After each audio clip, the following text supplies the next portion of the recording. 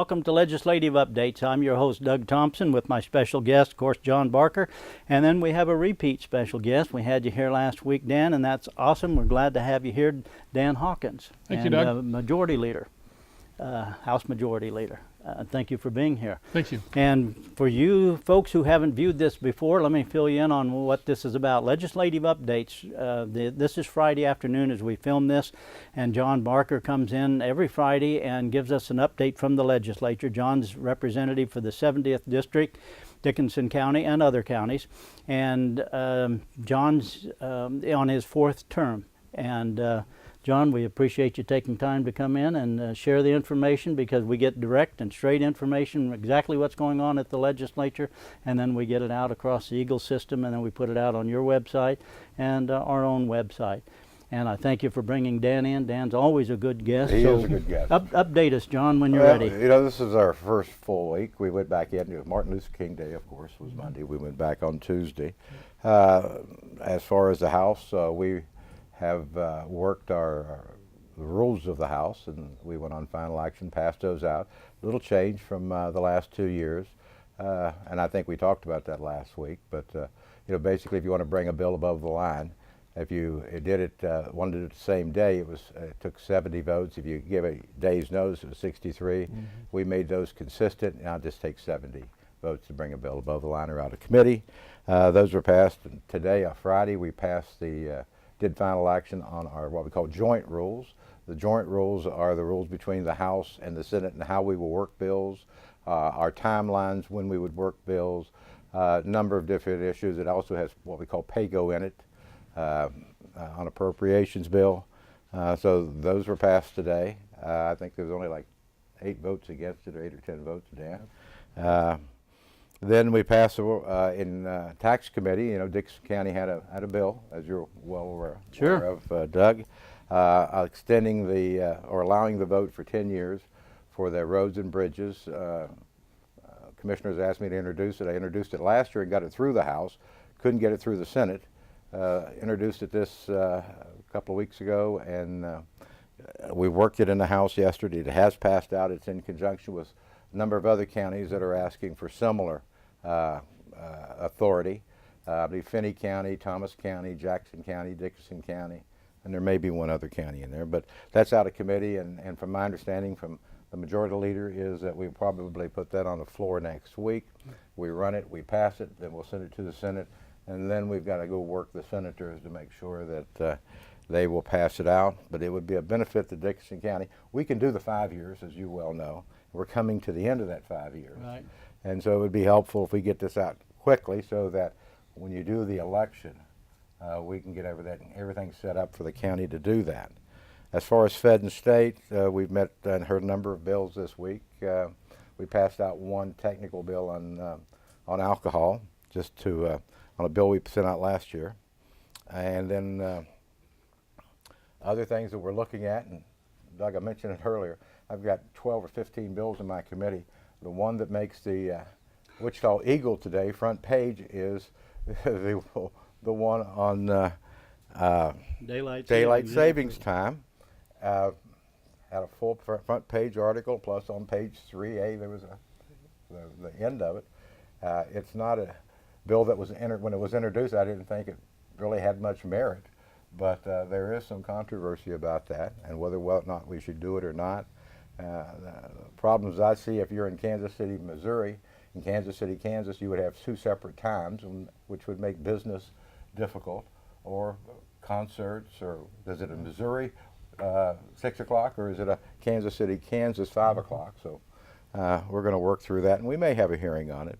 Got a number of hearings next week on sportsbook, gaming, but other than that, we're staying pretty busy. The House is in recess now until Monday. So when Monday comes, the majority leader will be leading us probably to general orders at some point in time, and we'll have some bills to work. I put my bill on consent calendar, which means it was not amended in committee. It was non-controversial in nature. So the motion was to put it on a consent calendar. The first day will be Monday. So if it passes for 3 days, then we go on final action. And we just vote on it then. There'll be no debate. So hopefully, Doug, next Friday, I want to mention that the majority leader in the Senate is going to be here, Senator Denning. And we're kind of, it's unfortunate we had the speaker planned for today, but he had some scheduling conflicts and couldn't make it. But Dan is here to pitch Yeah, in. delighted that Dan's made himself available. I know you're headed back to Wichita. You're representative for the 100th District, and I appreciate you taking time to stop by. We're going to cut away, take a break. When we're going to come back, Dan, I want you to fill us in on what you've been doing this week. Welcome back to Legislative Updates. I'm your host, Doug Thompson, with my special guest, of course, Representative John Barker from our district, the 70th District, and also Dan Hawkins from the 100th District, and Dan is House Majority Leader.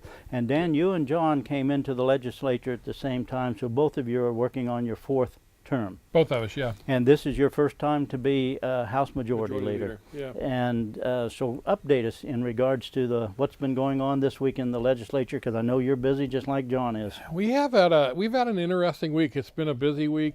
Several things have happened this week that's hit the news, and just lately, the governor, Laura Kelly, decided to introduce her Medicaid expansion working group. It's made up of a lot of people, actually. And so I've been in working groups before, especially in the health arena. And our prior governor, Governor Collier, as you know, he had a big working group. And the way that working group operated is although there were just a certain number of people that would actually speak, it was more of a round table type thing every time we would get together. The public was allowed to be there, and the press was allowed to be there. But what we found out with this working group is that no press or public is being allowed. So yesterday we asked some questions. Number one, when are the meetings scheduled? And we got no answer. So I put out a press release calling on the governor to open up these meetings to the public and to the press. Medicaid expansion is such a huge topic. It affects so many people in this state, or it could affect so many people, and it could affect their pocketbooks greatly. And so it's really necessary for us to be able to have more of a transparent nature to this process. Well, the legislature the last 2 years have literally worked overtime trying to increase the transparency of our process. And we've done many things to do that. Our new governor should apply some of those that we've done to her process. So we're going to see if she has responded. Actually, she responded late yesterday afternoon at a press conference, and she didn't really mention me by name, but she said that this working group was not required to adhere to the Open Meetings Act, Kansas Open Meeting Act. And actually, what I found out. There was a reporter a couple of years ago. We have an institution in the KU system. It's called the Midwest Stem Cell Therapy Center, and we have advisory board meetings. It's not a board that actually makes decisions. It's more of an advisory board. One of the reporters up in the Kansas City area wanted to attend that, and there was some question about whether they could actually attend that because it really wasn't a normal meeting where decisions would be made. Our revisor, and John can tell you about our revisor and who they are, but our chief revisor studied it and said, yeah, that they can attend that. It applies here too. This is a working group, and so that same principle applies, that if the public wants to attend, they should be able to attend. So it's getting a lot of play. You'll see a lot of stuff in the press right now about transparency and about the fact that this is kind of being closed and not allowed to see the open air, so to speak. We'll see how that goes. Yeah, and they're discussing matters that will affect every citizen. It could have some tax consequences. Absolutely. As members of committees, we can't meet. The majority of us meet outside at a restaurant and discuss business. Can't do that. And I have 2 bills in my committee that have to do with transparency. We've worked on it the last 4 or 5 years, and we have made the legislature more transparent, and now she's shutting the door on us and said we're going to go behind closed doors and we're going to come up with some plan that probably will cost the taxpayers money, and then we'll tell you about it when we're finished. something that would have that big of an impact, you would think you would want people to know about. Well, the other kind of interesting aspect of this whole thing is her group was announced on Wednesday, and Wednesday, just a few days ago, and they're supposed to have a finished product by next Tuesday. How do you do that? That kind of indicates to me maybe that's already done. Maybe this is just kind of an optics or an appearance type thing, maybe. Well, I know from having done enough of the legislative updates that this is a topic here that I know I've heard Representative Barker say multiple times. This has the potential to add a lot of debt, Absolutely. a lot of expense to the state, and so it's one that I would think you'd want the transparency where there could be opportunities to address it and interact and be able to get a good understanding, because the way I take it is that there's a potential for major expenses. Literally hundreds of millions of dollars and a huge effect for long term. We're trying to really get to a stable point in our budgeting process, so we don't come back every year trying to invent the wheel and cover the cost, that we're doing things right. This would just blow that out. So yeah, we've got to be very careful, and we got to look long term, and that's what we're trying to do. So in addition, this week we had quite a few organizations in the Capitol. We had the Kansans for Life, and we had a Right to Life rally. That was a really special rally. They were talking about what's happening in the courts, and we know that the courts are they're not coming out yet with their findings. They've had 2 years now since the oral arguments and everything on the this last abortion case, and John probably even knows more about that than I do because it's in his purview. He deals with that in his committee. But that was a big rally for them, and I spoke at that. A lot of people there. We also had a school choice rally this week. A lot of kids came in from Wichita, Kansas City area that are in either homeschooling or parochial schools, private schools, and it was really just kind of setting out why we want school choice and how the free market applies there too. If you have competition, all schools would become better.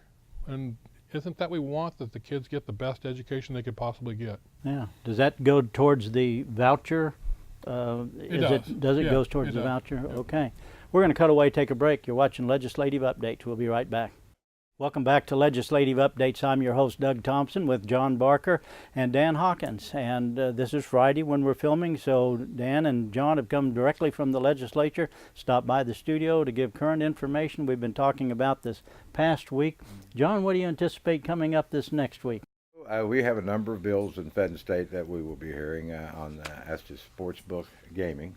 That will take some time. You know, that's going to be one of our bigger issues this year.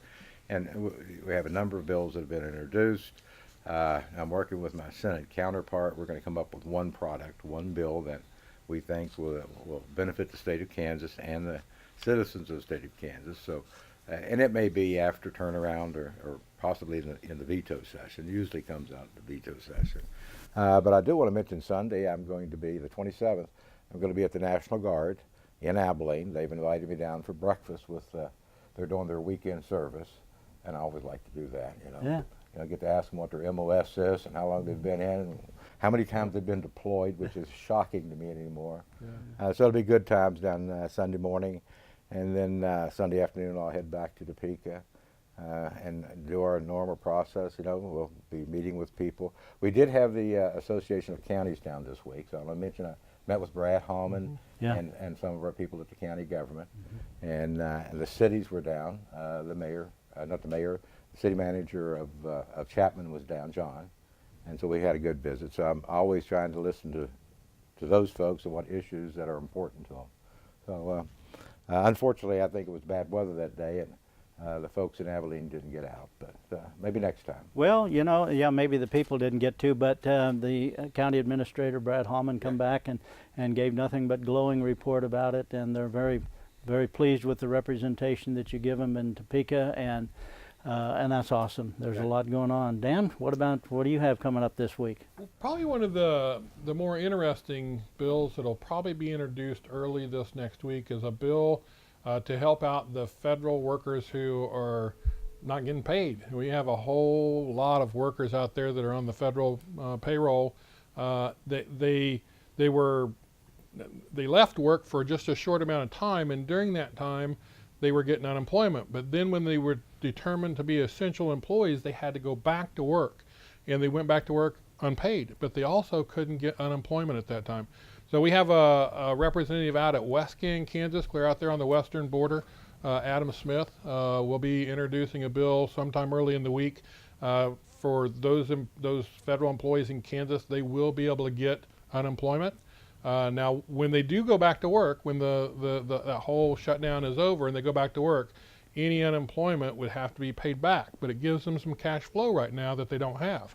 So that's a really important bill. We feel it's a good thing for us to do. Right, and the reason we're giving it back because the federal government will give them their back pay. Their back pay, yeah. So if they get their back pay, and I guess it could be possible that the federal government wouldn't give them their back pay, but if they do, then they would repay the And they'd money. be back to even then. They'd be back to Yeah. even. So Yeah. good bill.